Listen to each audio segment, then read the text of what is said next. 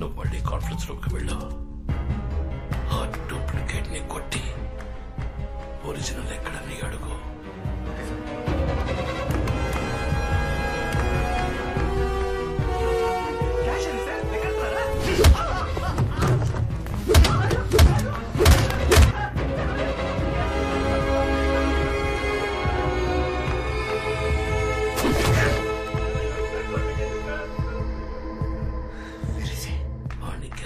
తీసుకురా. నీతో పాటు వచ్చిన పిలవరా, పిలువు.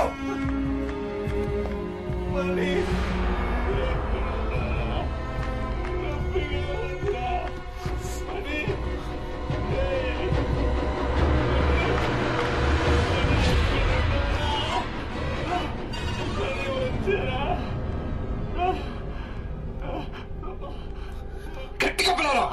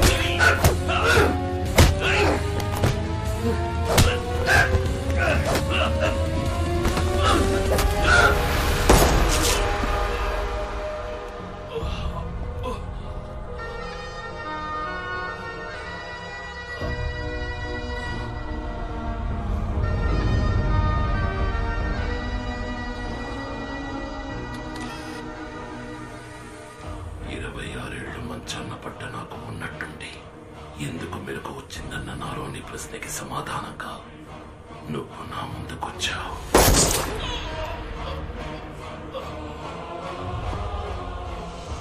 నా పూర్తి యవ్వనాన్ని నీకిచ్చిపోయాడు నీ అబ్బ. ఈ ఇంట్లో ఎవరూ అంతుపట్టట్లేదా?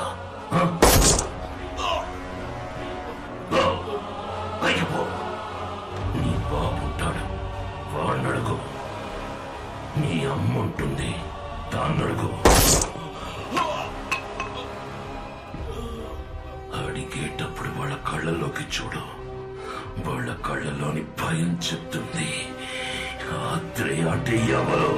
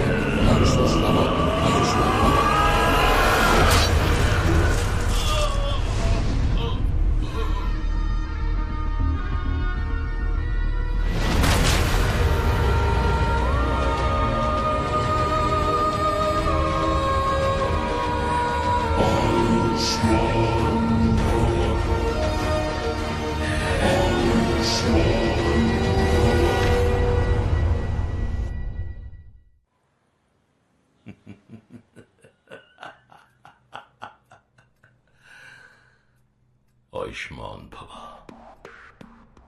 ఆయుష్ రేఖని చూసావా? ఎంత పొడుగ్గా ఉందో. అల్పాయుషుడే పోయాడు. పాపం. మిత్ర, సార్ నీకు ఆ హాలోగ్రామ్ జ్ఞాపకం ఉందా? ఈ వాచ్ని ఛార్జ్ చేయాలంటే కట్టుకున్న వాడి చేతిలోకి ఎలక్ట్రిసిటీని పాస్ చేయాలని చెప్పాడు. చచ్చి ఉపయోగపడుతున్నాడు.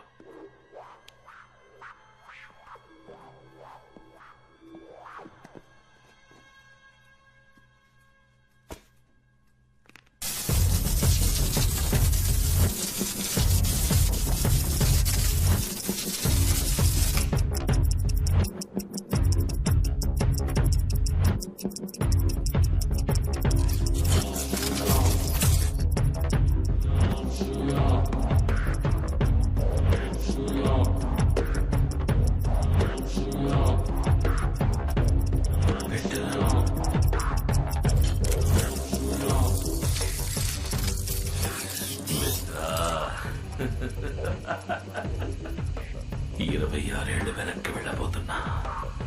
ఈ ప్రపంచం చూసిన చరిత్ర, సాధించిన ఘనత అన్నిటినీ నా కాళ్ళ దగ్గరికి తెచ్చుకోబోతున్నా. వచ్చి ఈ వాచ్ని తాకు. నేను కోల్పోయిన ఇన్నేళ్ల జ్ఞాపకాలతో పాటు నాకు నువ్వు కావాలి. ఇద్దరం కలిసి వెళదాం.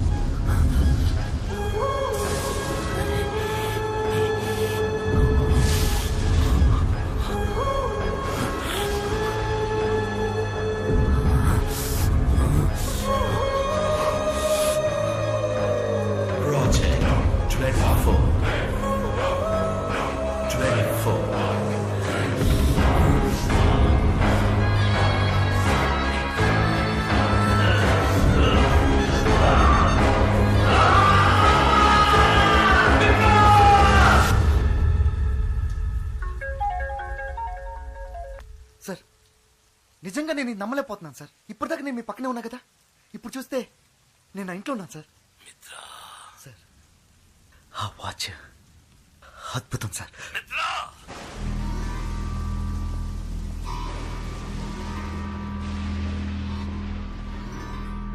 ఏమైంది సార్? వాడు గెలిచాడు. ఆ శివకుమార్ గెలిచాడు. వాడు దానికి ఎందుకు 24 అని పేరు పెట్టాడు? అది కేవలం ఆ తారీఖులో ఉన్న 24 గంటల లోపు మాత్రమే తీసుకెళ్ళగలుగుతుంది. 26 ఏళ్ళు కనీసం నిన్నటికో రేపటికో కూడా మనల్ని తీసుకువెళ్ళలేదు. ఇప్పుడు ఏం చేద్దాం సార్? దీన్ని మార్చి సరి చెయ్యడానికి ఒక్కడే ఉన్నాడు. అని శివకుమార్ సుపుత్రుడు. వాడిని మనం చంపేశాం కదా సార్. ఇప్పుడే వాడి ఆయుష్ రేఖ బలం తెలుస్తుంది. తారీఖు చూడు, టైం చూడు. మనం అదే రోజుకి తిరిగి వచ్చాం. ఆగస్టు 15వ తారీఖు మళ్ళీ మొదలైంది. ఇంకా మనం వాడిని చంపలేదు. ఇంట్లో నిద్రపోతున్నాడు. 2 విషయాలు మన గురించి వాడికి ఎలా తెలిసింది? ఆ పేపర్ యాడ్, అది చూసేవాడు వచ్చాడు, వస్తాడు. వాడు రాకూడదు. ఇంతవరకు వాడికి మన గురించి ఏమీ తెలియదు. ఆ యాడ్ రేపు ఏ పేపర్లోనూ రాకూడదు. సరే సార్. ఇక 2వ విషయం, లేచేపటికి వాడి చేతికి వాచ్ ఉండాలి, లేదంటే అనుమానం వస్తుంది.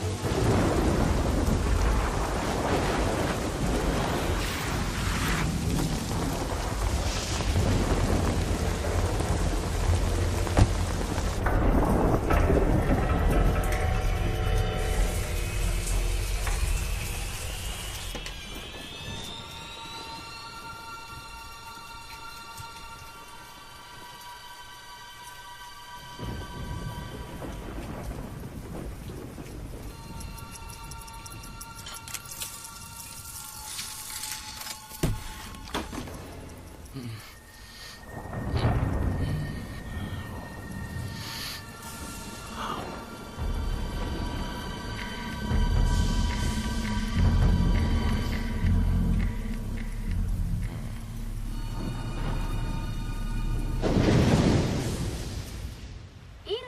15 మన సిటీలో మాత్రమే కాదు, ఇండియా మొత్తం ఇండిపెండెన్స్ డేని సెలబ్రేట్ చేసుకునే విధంగా ఈ రోజు ఎన్నో కార్యక్రమాలను ఆర్గనైజ్ చేస్తారు. ఇల్లాలి అక్రమ సంబంధానికి ఆదరణ తెలిపిన భర్త.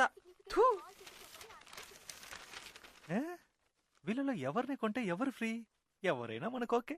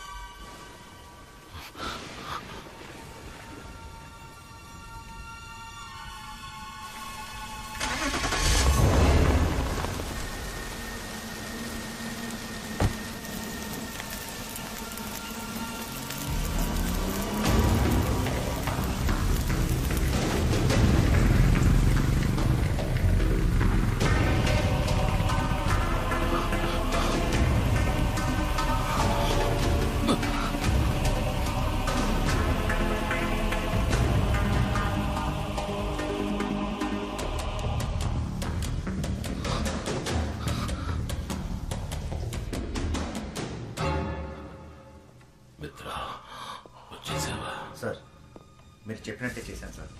వాడు నిన్ను చూశాడా? లేదు సార్. వాడు నిన్ను చూస్తే ఇన్నేళ్లు మనం పడ్డ కష్టం వృధా అయిపోతుంది. ఖచ్చితంగా తను నన్ను చూడలేదు, కానీ నేను తన్ని చూశాను. తన చేతికి మీరు తయారు చేసిన వాచ్ దాన్ని తీసుకొని చూశాను. అది పనిచేస్తుంది. ఆశ్చర్యం ఏంటంటే తను చూడడానికి అచ్చం మీ పోలికలతోనే ఉన్నాడు సార్.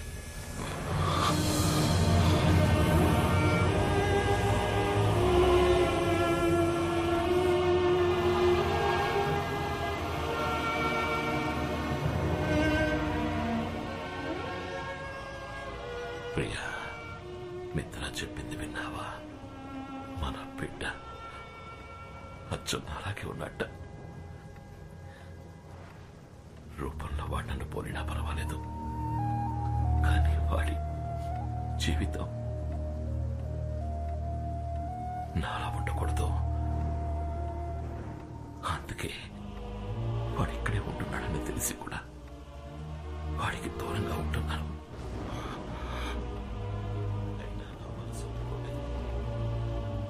అందుకనే ఒకసారి మన మిత్రాన్ని చూసి రమ్మని చెప్పాను. వాడు సంతోషంగా ఉన్నాడట, మంచి వాళ్ళతో ఉంటున్నాడట. బిడ్డ సంతోషం తప్ప కన్న వాళ్ళకి ఇంకేం కావాలి చెప్పు?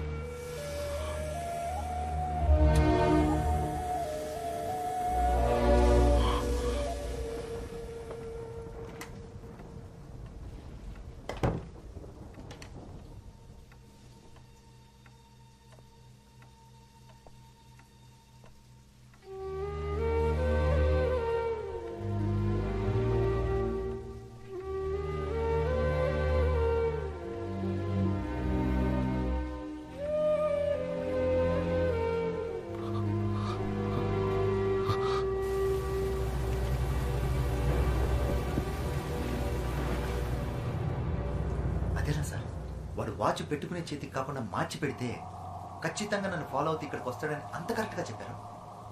వాడు శివకుమార్ కొడుకైతే నేను శివకుమార్ అన్నంద్రా.